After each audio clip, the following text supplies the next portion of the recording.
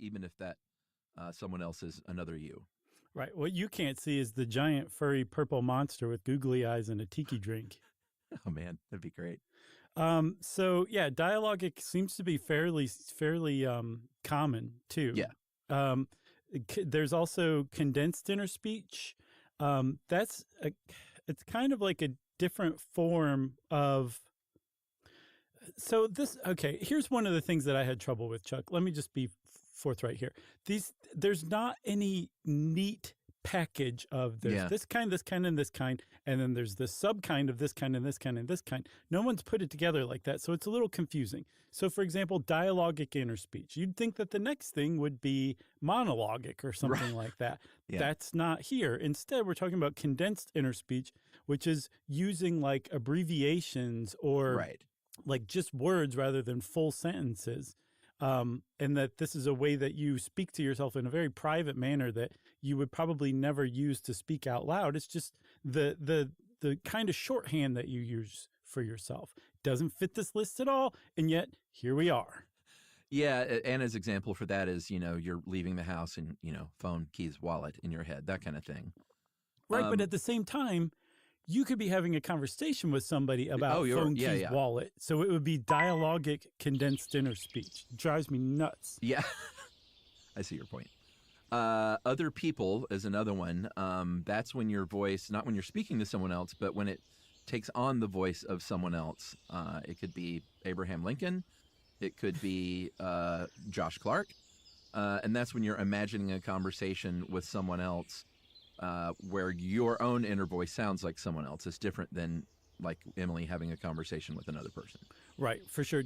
Like you're the bystander, basically. There's two people talking. There's a, did you see that Guardian article about that included the woman whose inner voice was like a stereotypical Italian couple fighting, arguing? So interesting. And that's how she works stuff out. Like the wife would be like, no, she needs to quit her job and follow her dreams. And the husband would be like, no, she's got a good job. She needs to keep her feet on the ground. And like eventually one would win the argument, and then that's what she would do. That's what that lady's inner voice is like. Yeah, it's very fascinating. One can be motivational or evaluative, either, am I doing a good job here or do a good job? They found that, with like sports performance and any kind of like public speaking or any kind of performative thing, that inner voice pumping you up can lead to real results, usually good. Yeah. And I saw that was kind of expanded or changed or kind of cut into subcategories later on, or at some point.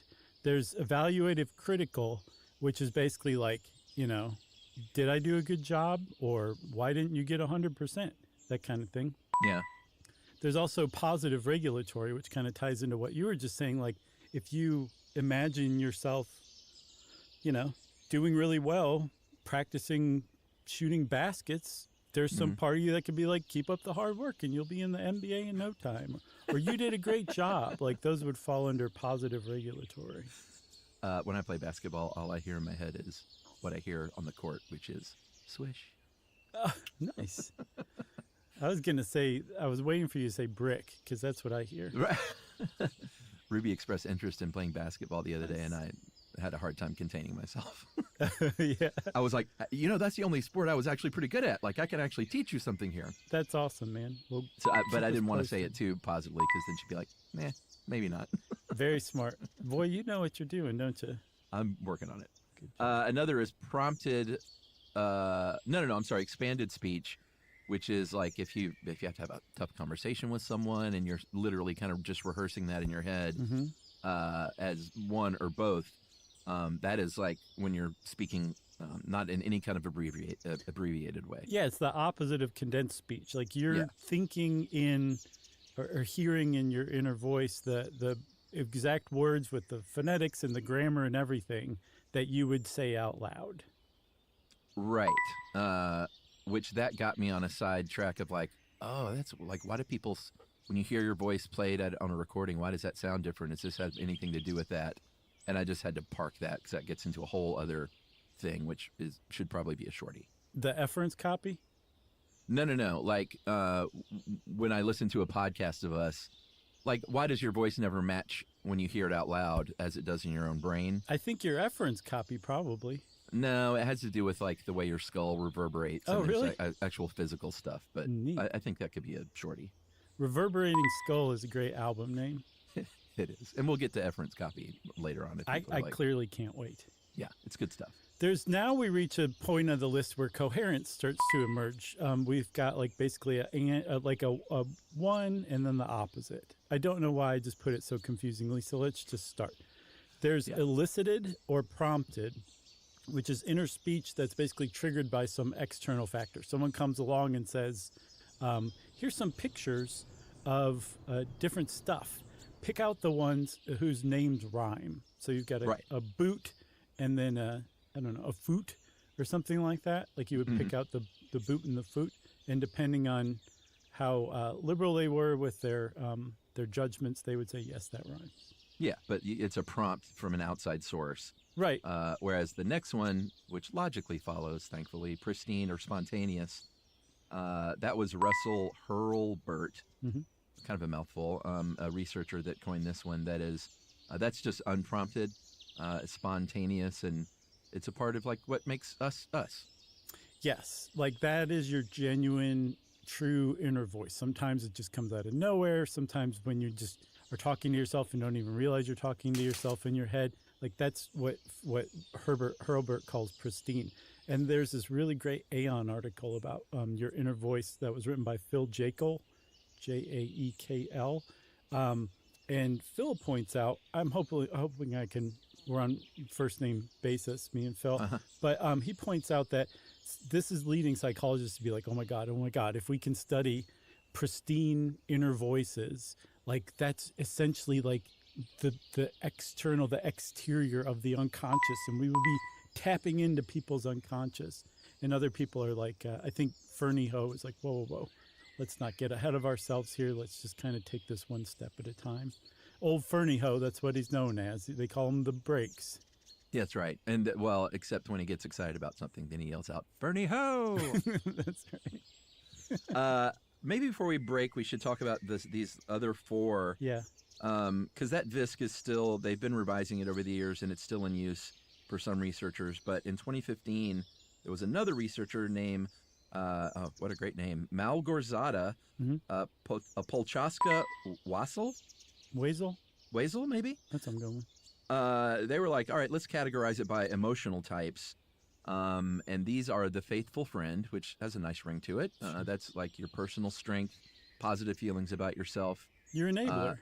The ambivalent parent, which is awful, otherwise known as Gen X parent, associated with strength and love and caring criticism. So wait a minute, is it Oddly. The parent of a Gen Xer or a Gen Xer as a parent? I'm confused. I would say the parent. Weren't most of our parents fairly ambivalent about us? Yeah, I would think so. Sure. It's like, oh, but you're this here. Is weird because it associated with strength, love, and caring criticism. Right. That's not ambivalent. So here is another problem with this field. People are naming stuff just way off. Yeah, way off. That doesn't make any sense whatsoever. And it's Agreed. hard to remember and understand this stuff if the pieces don't fit together because they're dripping. You know what I mean? That's gross, yeah. But it's true. I know. What about the others, emotionally ticking? Proud rival. Okay. And then there's one that was initially called Calm Optimist, but Polchaska Wazel did a follow-up study testing to see if her initial results were confirmed. And faithful friend, ambivalent parent, and proud rival were all there again in the second one, but Calm Optimist didn't show up. So she ended up replacing that with something called helpless child, which apparently is probably the worst of the worst. All right. That's a lot. It is. It was a lot. Do you understand this anymore? Sort of. Okay, good. Well, we're making headway, Chuck. All right. Well, we'll take a break and see if we can rein this puppy in right after this.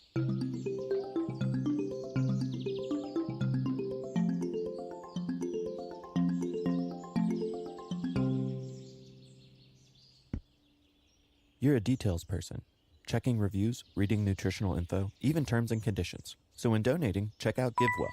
an independent resource offering rigorous, transparent research on top of giving opportunities. Their recent analysis of cash transfers in Africa includes over 300 footnotes, perfect for meticulous readers. For 17 years, GiveWell has researched charities directing funding to the highest impact options. Over 125,000 donors have used GiveWell to contribute more than $2 billion, saving an estimated 200,000 lives.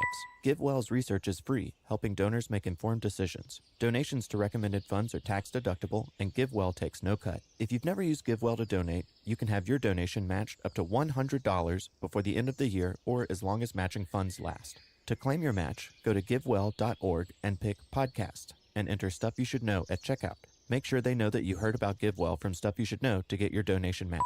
Again, that's givewell.org to donate or find out more. Banking with Capital One helps you keep more money in your wallet with no fees or minimums on checking accounts and no overdraft fees. Just ask the Capital One bank guy. It's pretty much all he talks about, in a good way. He'd also tell you that this podcast is his favorite podcast too. Thanks, Capital One bank guy. What's in your wallet? Terms apply. See CapitalOne.com/bank. Capital One N.A., member FDIC. The next time you fly, upgrade your comfort to Emirates Premium Economy. Sink into soft leather seats with raised leg rests and adjustable headrests. Elevate your dinner plans with delicious regional dining, all served with complimentary premium drinks. Enjoy endless entertainment with up to 6,500 channels, including live sports. There's no other premium economy like it. Fly Emirates. Fly better.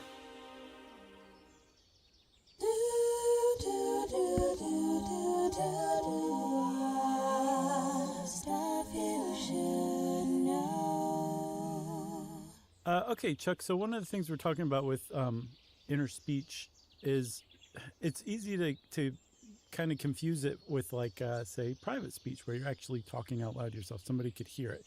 But one of the big differences with inner speech and verbal speech is that it's just faster. I guess allegedly for some people. It's not for me. Mine goes very slow and actually slows me down. It's like it goes slow. Really? Yeah, the part of me that has to process the words slows down the speed that I could conceivably go at. Okay. It just, it's like old Fernie Ho. It just kind of puts the brakes on everything. But normally, if you compare the two, it should be much faster, just because a lot of times you're using condensed speech, which, again, is you're just using shorthand that you can understand. I think that's where I get tripped up. I don't really do that. And then, like physiologically, it's just you can think a lot faster than you can speak because you're not moving your mouth. You're not like taking a breath or anything like that. It's just supposedly faster. Is yours faster? Yeah, for sure. There was one person, a researcher, who actually endeavored to find out how fast that can get. This was in 1990, and they found that some participants in the study could think more than 4,000 words a minute.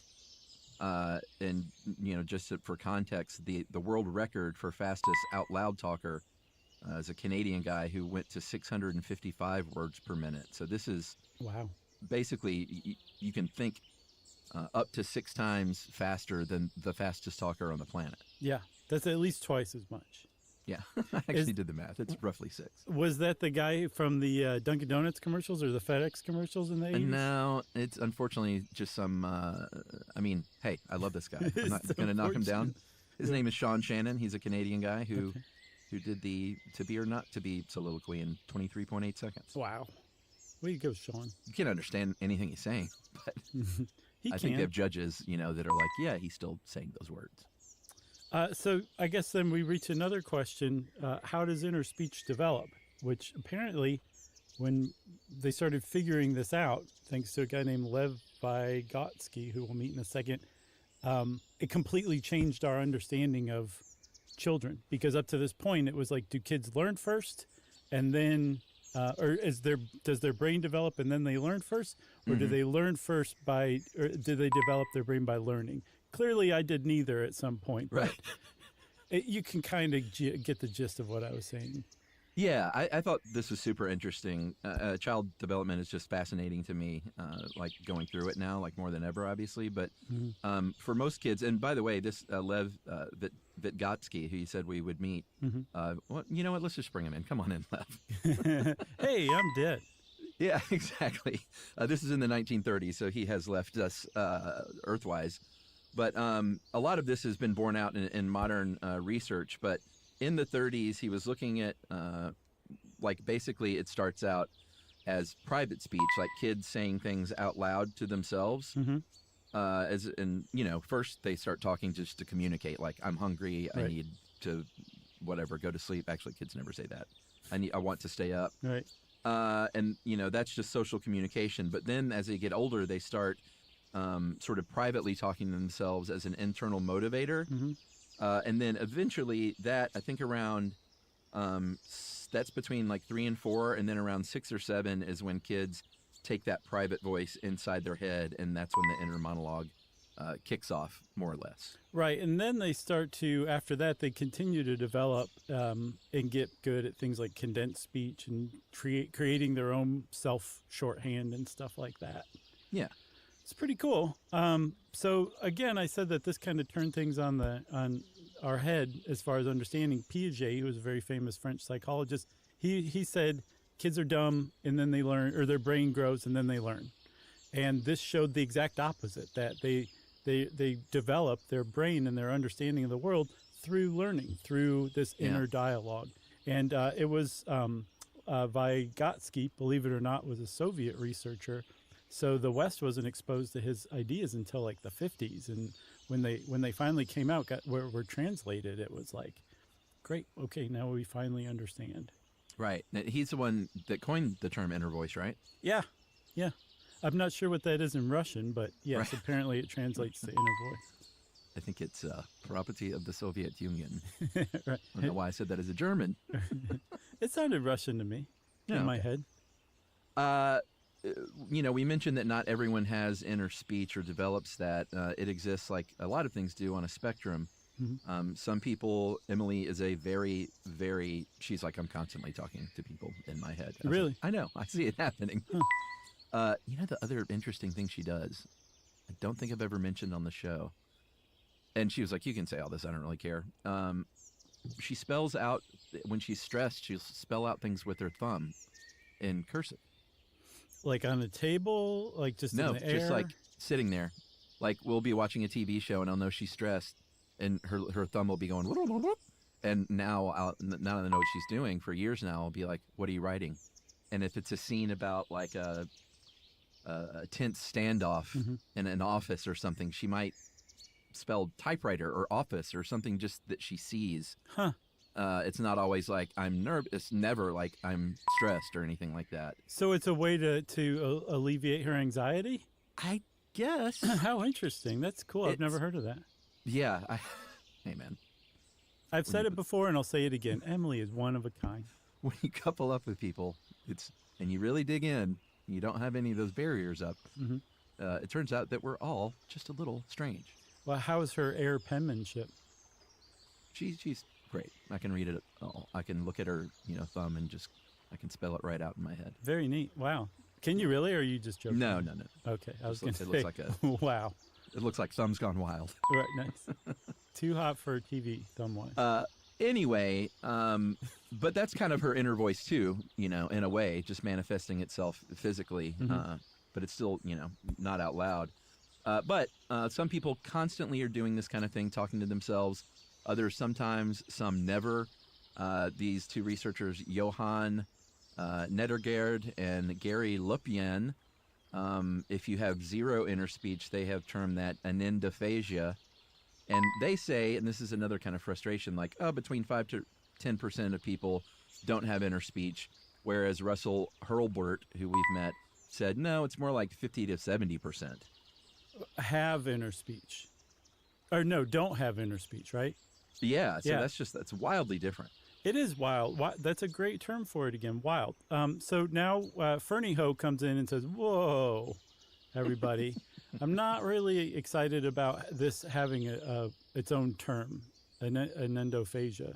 And means lack, endo means interphagia speech. Because, and I think he makes a reasonable argument here, when you come up with a term, especially a Latin term, for something, the way people behave or think or whatever, it seems to suggest that this is a condition. maybe even a disorder. And he's like, that's not necessarily true, especially if the majority of people don't have this inner voice. So do we really need a name for it?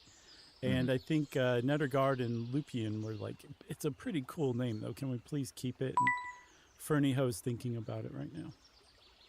Right. Well, that got me thinking, like, if you have no inner dialogue, does that mean, like, do sociopaths have that? But I found no correlation there. It seems like sociopaths quite often have an inner dialogue saying, like, do this awful thing. Right, yeah. Should we? Who are you? Yeah. They have other things, though. Like, so it's not like if you don't have an inner voice that there's no thought whatsoever. It can also come in different forms, I think, is what they're finding. Yeah, and they've also found, this is Nettergaard and Lupien in a study just last year in 2024, where they wanted to know how it related to memory, and apparently verbal memory of groups with they tested people with very high and very low rates of inner speech and found that if you have a very low rate of inner speech, you're not going to be as good at just remembering stuff, like your lines in a play or a grocery list or anything. The poor bastards. The thing is, though, is that seems to be, at least as far as they've discovered, really the only big drawbacks is you don't do well necessarily in memory tests or something like that. But even for somebody who isn't thinking in like inner speech, where they're talking to themselves, there's a voice in their head talking. There's other ways that you can think using what is basically some sort of inner speech is the best way to put it, but imagine that without speech, without language or words. There's inner seeing. Some people think in images. Right. In feelings, like just your emotions.